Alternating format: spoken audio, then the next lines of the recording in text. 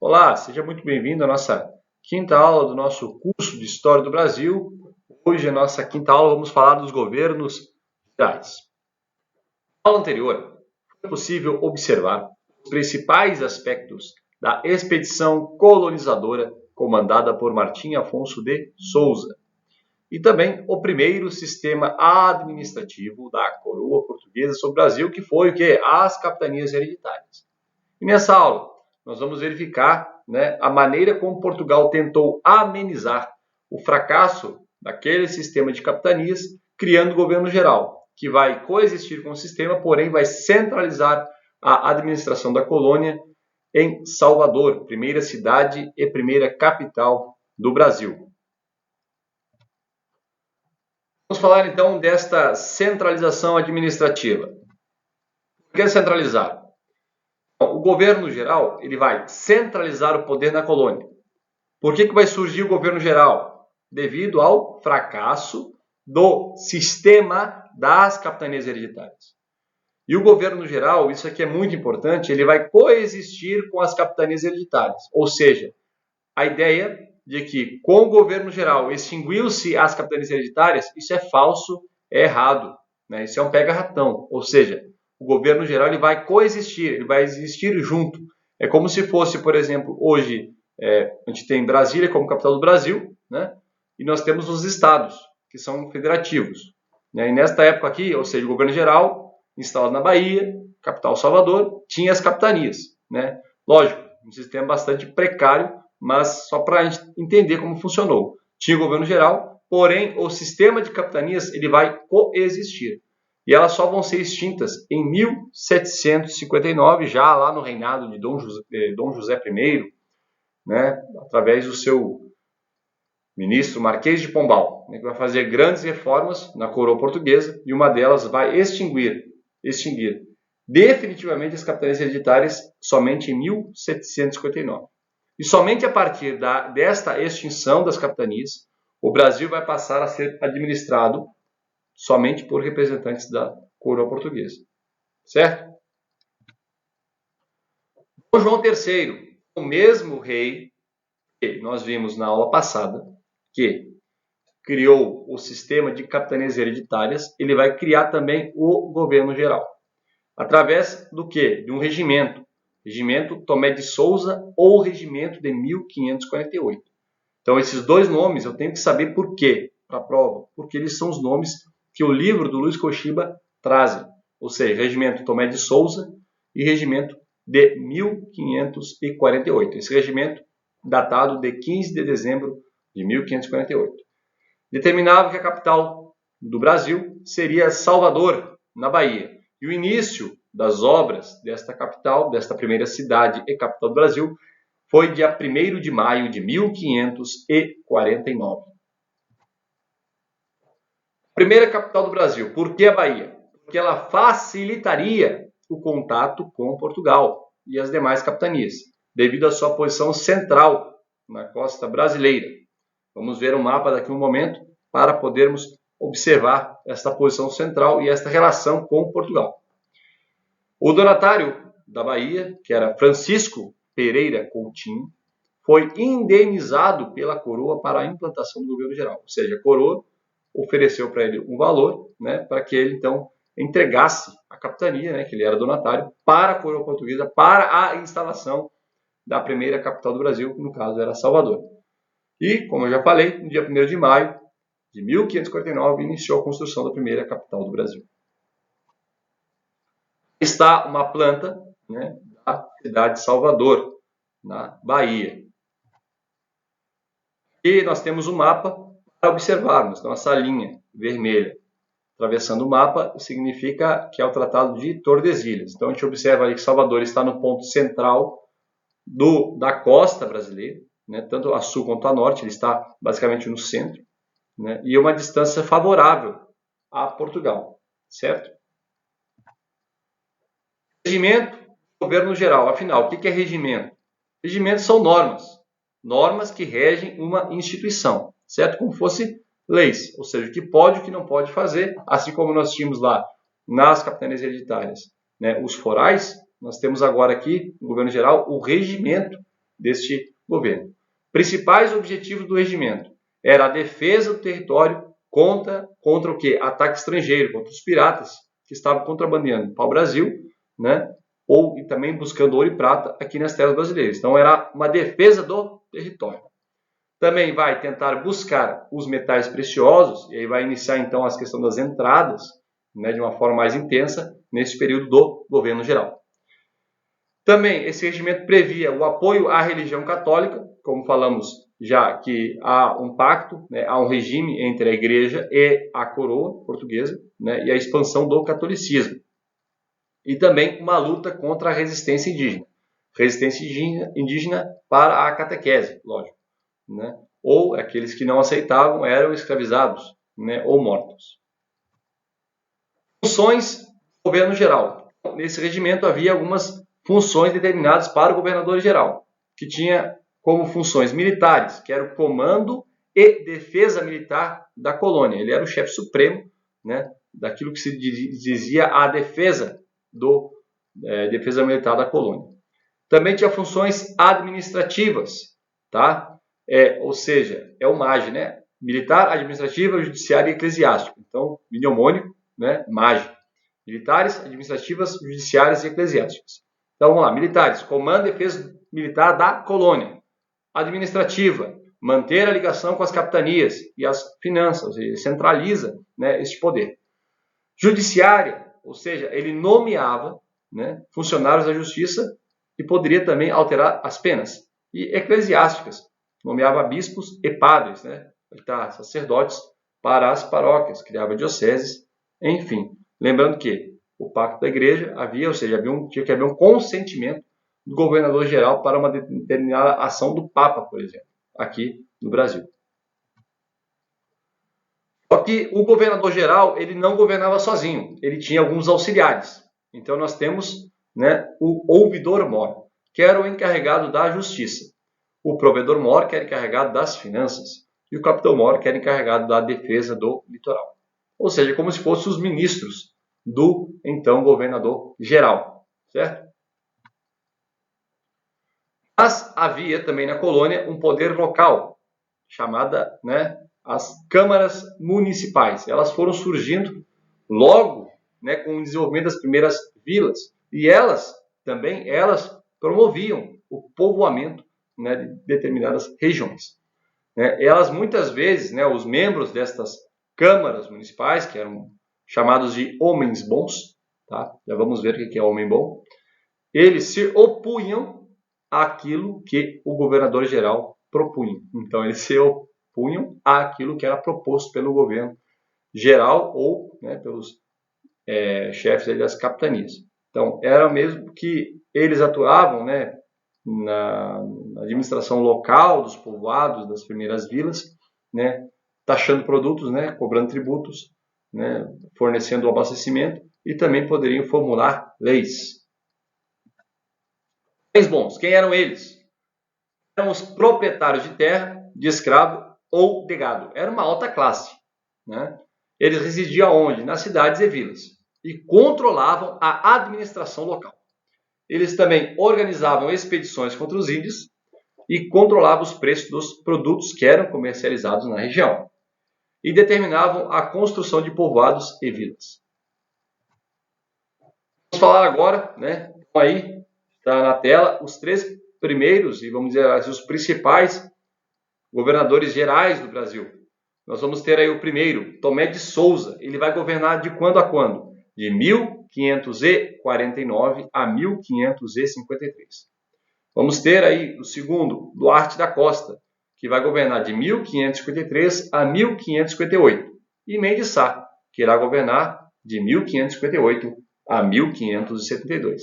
Vamos ver os aspectos mais importantes, né, que estão lá na bibliografia, tanto do Gilberto Cotrim como do Luiz Kochiba, a respeito, né, de fatores importantes de cada governo. Ou seja, o que está ali é somente o essencial realmente que tem que saber para a prova. Vamos lá, vamos falar agora do governo Tomé de Souza. Tomé de Souza, o que eu tenho que saber do governo Tomé de Souza? Que ele foi o primeiro governador geral do Brasil.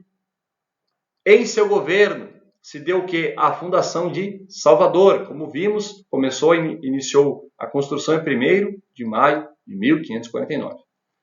Também houve o início da pecuária no Nordeste. Então, até o momento não havia pecuária no Brasil. A partir do governo Tomé de Souza, começou o quê? A pecuária onde? No Nordeste. Chegou também, juntamente com ele, com o Tomé de Souza no Brasil, o padre Manuel da Nóbrega, somado aí a mais 6 jesuítas. Outros jesuítas o acompanharam. E teve início a catequese do índio. Então, até esse ano, 1549, ainda não havia uma catequese do índio. A partir do governo Tomé de Souza, teve início a catequese do índio. Também houve a introdução do escravo africano, ou seja, até 1549 nós tínhamos o quê? A escravidão vermelha, a escravidão indígena. A partir do governo Tomé de Souza, teve início o lucrativo comércio do escravo africano, certo? Do tráfico negreiro, que nós vamos ver que será aí durante mais de 300 anos da história brasileira. Houve também, durante o governo Tomé de Souza, a criação do primeiro bispado, ou seja, a primeira diocese na Bahia, em 1551. E o primeiro bispo do Brasil foi Dom Pedro Fernandes Sardinha, certo? Tomé de Souza também ele vai incentivar o cultivo da cana-de-açúcar, que já havia iniciado, mas ele vai dar incentivos a isso, ou seja, para aumentar então o povoamento do Brasil, Também ele vai organizar as entradas, que nós vamos ver aí nas próximas aulas o que é. Então, não nos preocupemos por agora, na busca por metais preciosos. Também vai haver o quê? As entradas, essas entradas que houveram, elas não vão ter sucesso nesses primeiros momentos, certo? Nesta busca por ouro e prata. E também vai ocorrer a instalação de câmaras municipais. Aí o cara, bom, eles eram contra o governo geral, mas ele instalou. Sim, porque era uma forma de povoar a colônia. Embora se opunham, mas era uma maneira, uma forma de, então, organizar melhor o povoamento aí, da colônia brasileira. Vamos falar então agora do segundo governador do Brasil, governador-geral do Brasil, que é o Duarte da Costa. Muito cuidado para não confundir Duarte da Costa com Duarte Coelho, que é o donatário da capitania de Pernambuco. Duarte da Costa, segundo governador-geral do Brasil. Com ele também chegou o padre José de Anchieta e outros jesuítas. Esses dois padres são muito importantes neste início da história do Brasil. Por quê? Porque esses dois padres, o Nóbrega e o Anchieta, eles vão fundar em 1554, na vila de Piratininga, o Colégio de São Paulo, certo? Nesta vila que logo em seguida dará origem então à grande cidade de São Paulo. No governo do Duarte da Costa vai ocorrer a morte do bispo Dom Pedro Fernandes Sardinha, pelos índios caetés. Provavelmente esses índios eles eram antropófagos, ou seja, comiam carne humana e provavelmente o bispo virou comida de índio. Mas enfim, devido ao desentendimento com o sobrinho do governador, Álvaro da Costa, ou seja, o índio era amigo do sobrinho do governador, o governador não estava gostando da ação do bispo, então se revoltou ali, deu um desentendimento, o sobrinho mandou lá com os índios, desse um jeito no bispo e por aí vai. Também ocorre, e isso é um fator muito importante para a gente entender, que ocorre a invasão francesa no Rio de Janeiro em 1555. Então, em qual governo ocorre a invasão francesa no Rio de Janeiro? Governo Duarte da Costa, certo? Os franceses, com o apoio dos índios tupinambás, invadiram o Rio de Janeiro e fundaram um povoamento conhecido como França Antártica. Vamos falar agora então do governo Mendes Sá. Mendes Sá ele foi o terceiro governador geral do Brasil. Ele vai ser o pacificador da colônia, certo? Ele vai fundar, vai ocorrer no seu governo a fundação do Rio de Janeiro, em 1565, por Estácio de Sá, no seu governo. Vai ocorrer também a expulsão dos franceses do Rio de Janeiro. Então, veja bem, mais uma gaivota aqui da prova. Ou seja, o Duarte da Costa foi o que ocorreu a invasão francesa no Rio de Janeiro, em 1555.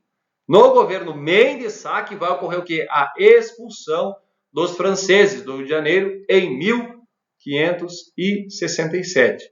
Né? E vai ocorrer, Mendes Sá vai conseguir expulsar os franceses do Rio de Janeiro, auxiliado pelo chefe militar do seu governo, que era, né, o seu sobrinho, então, Estácio de Sá.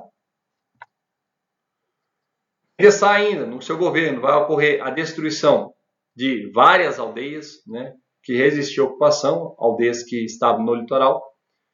Vai ocorrer a chegada do segundo bispo do Brasil, né, Dom Pero Leitão, já que o Dom Pero Fernandes Sardinha havia morrido, né, sido assassinado. Chega então um novo bispo para o Brasil, Dom Pero Leitão.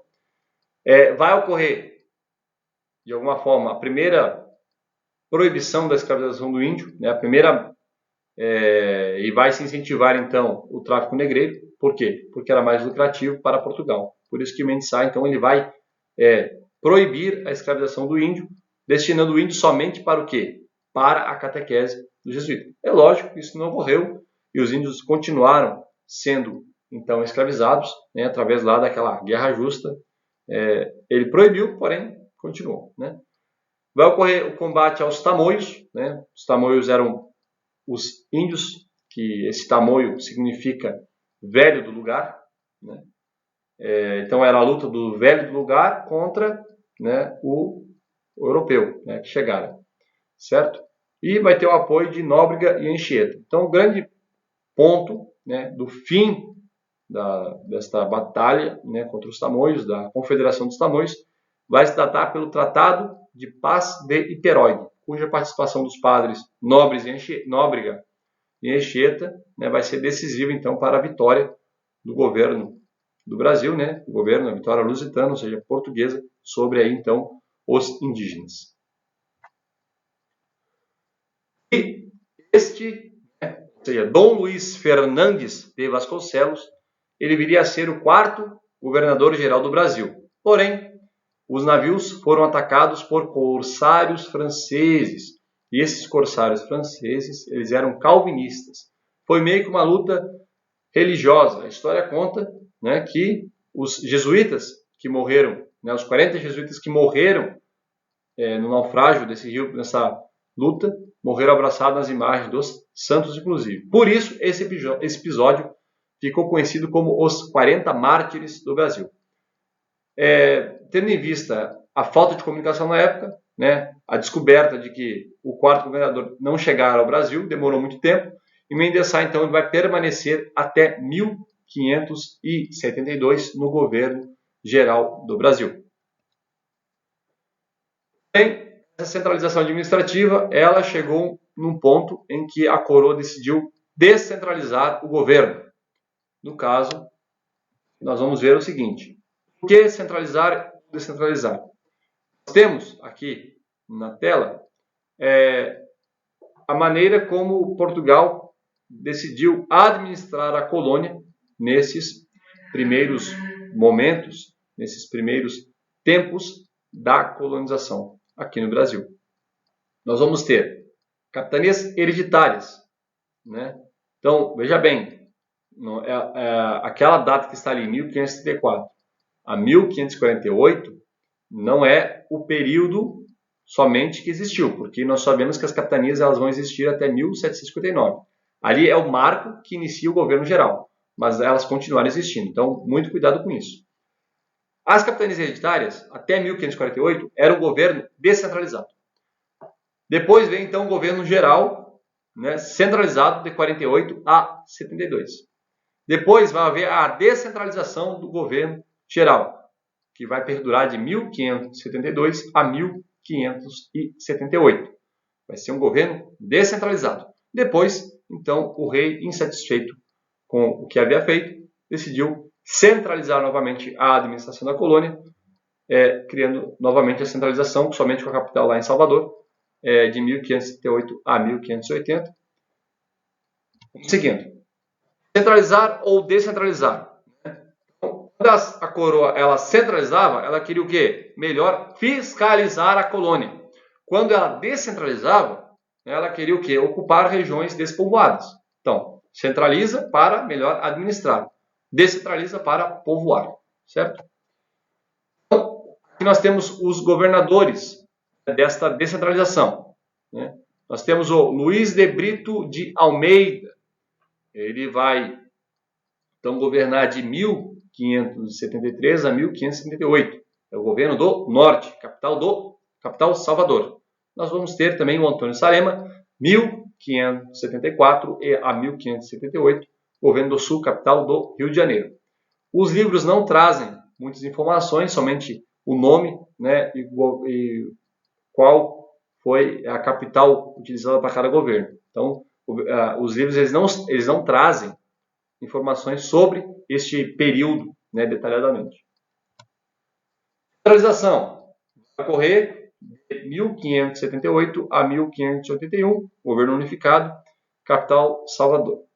Depois, nós vamos ver aí na próxima aula a respeito da União Ibérica, né, nas próximas aulas, que é um período da história em que a coroa portuguesa, né, ela vai deixar de ser Portugal e vai se anexar à Espanha.